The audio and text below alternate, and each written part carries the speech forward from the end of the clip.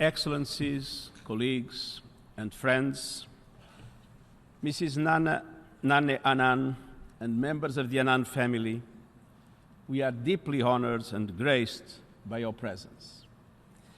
The United Nations and Kofi Annan were inseparable. It is impossible to say where one ended and the other began. And so, dear Annan family, we say to you today, not only welcome, but welcome home. To so many of us, Kofi Annan was more than just a dear friend. He was family. And I know you all feel in this room the profound sorrow that accompanies the sudden passing of such a beloved leader, mentor, and guide. Kofi Annan was uncommonly warm, accessible, and of the people.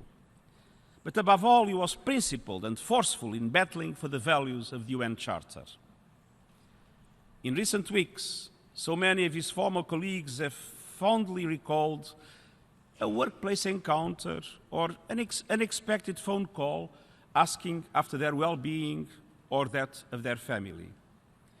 He had a knack for assembling solid teams and winning their allegiance by giving them room to do their best. He was charming and wise, kind and courageous.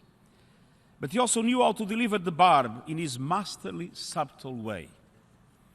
I wonder if that is the best approach he would use. Or perhaps he might say, I would want to be sure. And sometimes people were so captivated by his presence that they did not realize that they were being admonished. I have an enormous depth of gratitude towards Kofi Annan. And not only because I would very probably not be here if he had not chosen me to become, 13 years ago, United Nations High Commissioner for Refugees. That was probably his worst mistake.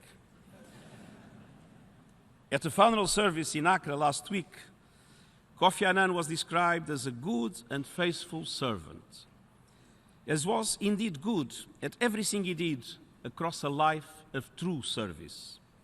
And he would be the first to describe any achievements as the product of teamwork.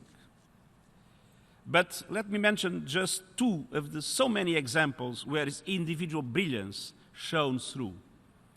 His personal advocacy to mobilize a global response to the HIV/AIDS epidemic led to actions that saved millions of lives. And his efforts to articulate the Millennium Development Goals rallied the world behind poverty eradication and paved the way for the 2030 Agenda, today's ambitious blueprint for a better world.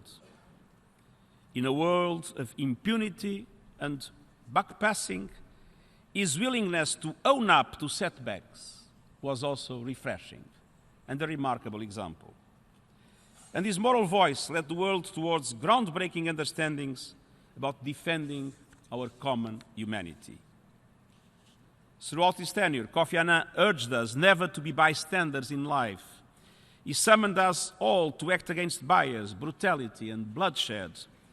He was a multilateralist through and through, a true UN blue believer in a rules-based global order.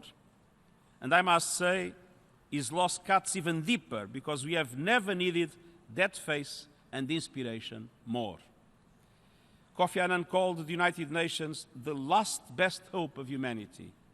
He burned with the flame of human rights, dignity, and justice. We shall miss him every day. But we vow here, in the heart of his beloved home, that we will carry forward his torch now and forevermore.